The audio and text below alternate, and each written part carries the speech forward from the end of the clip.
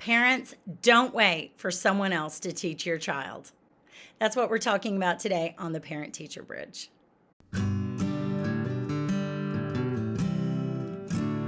Hi, I'm Rebecca, and welcome to the Parent-Teacher Bridge, where you can find the ideas and resources you need to empower you to become your child's most influential teacher. And today I'm talking about not waiting for someone else to teach your child. Before we begin, click like and subscribe, and don't forget, leave me a comment if you have a thought as we go through this. If you would like to get on my email list, you can check out my homeschool guide. It's called Survival Guide for the New Homeschool Family. I'll leave a link to that in the description below. You can also check out my 5 quick tips to immediately help your struggling reader, or my syllable guide to guide you through the different types of syllables. I'll leave a link to all of those in the description below. Don't wait. Always be learning, and the best way to do that is to spend time with your child, speak with your child, and ask your child questions. There is no better way to learn than to follow that simple formula.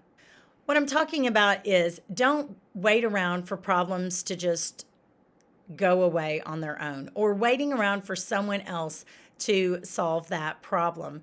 You might have the philosophy of, well, that teacher is getting paid. That is her job. She should be teaching my child. Well, maybe that is her job. Maybe you even feel like the teacher that your child has isn't doing their job.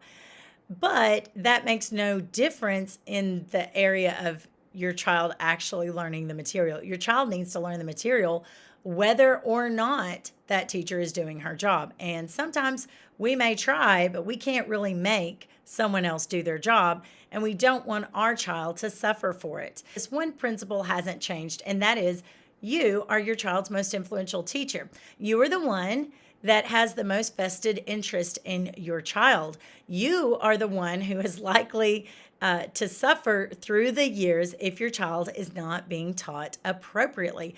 Hey parents, have you heard about my course to help your child learn how to read? It's called A Busy Mom's Guide to Teaching Your Child to Read. I will leave a link in the description below. You're going to love this course because it walks you through the process of teaching your child how to read those beginning words, those short vowel words with 3, 4, and 5 letters in them. Your child's going to grow so much in reading this year. You purchase this course and you can walk through all the steps yourself and even see example videos with an actual 6-year-old. So be sure to check that out as well.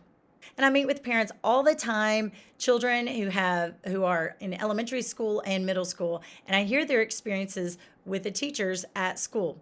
And usually if a parent is coming to me, bringing their child to tutoring, at some point in time, it could be after the first session, or it could take them a little bit longer to get comfortable in their own shoes doing this. They start to take a more active role in teaching their child, no matter who the child's school teacher is. And when they do that, that is usually the point at which their child truly takes off, starts learning the material, starts learning the skills, and becomes confident, and eventually spreads their wings, flies, and no longer has to come to tutoring. Now, this doesn't come easy. I'm sure the parents would tell you that they sacrificed time. I'm sure that they told you that they encountered attitude problems sometimes from their child who didn't want to buckle down and get some practice done, especially if they weren't used to their parent being the one to make them do that. But I can also tell you that the child walked away with much more confidence. They were proud of themselves, and the parents were forever grateful. They never regretted that they had taken that action and followed my advice. Now, I've run across many parents in online forums venting some of their frustrations. Their child may have a 504 plan with the school. Their child may be in the special education program at school, and they may have an IEP, that's Individualized Education Plan.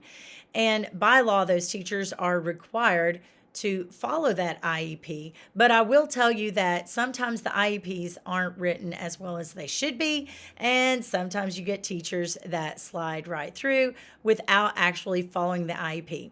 Now, I'm not saying that you shouldn't hold those teachers accountable. You absolutely should. But don't wait around on them because you will be disappointed. Find out what your child needs and get your child that help. Do you remember that part in The Wizard of Oz when it's at the end and Glinda the Good Witch is talking to Dorothy about her shoes, and she tells her, you had that power all along because you were wearing these ruby red slippers and they could take you home anytime you wanted, and all you've got to do is this, this, and this. Do you remember that part?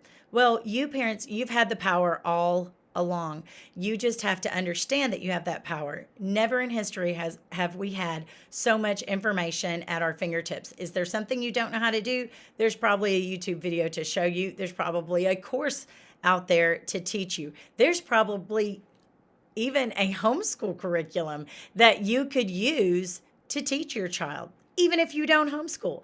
Yes, it's true. Some parents have used homeschool curriculum to help their child even over the summertime, just to keep their child fresh, just to close learning gaps that they have, anything like that. You see, when I helped these parents through my tutoring business, I was just the catalyst. I was the encourager.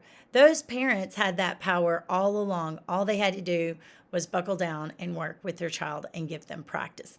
Now, I have been on the other side before because I am a parent. So last year around the holidays, my son had finally turned 8 and he needed some speech help. He had that letter R sound that he just wasn't able to pronounce. And I knew it was one of the later sounds that kids learn how to do, but I also knew that his younger sister had surpassed him and already learned how to say the letter R. And we would try some to practice it at home, but I always wanted to be sure that I was doing the right thing. And had I done enough practice? So I enlisted the help of an expert. So I got him some speech lessons with a speech therapist, and we would discuss his material briefly after each session. She would let me know, this is what you need to practice.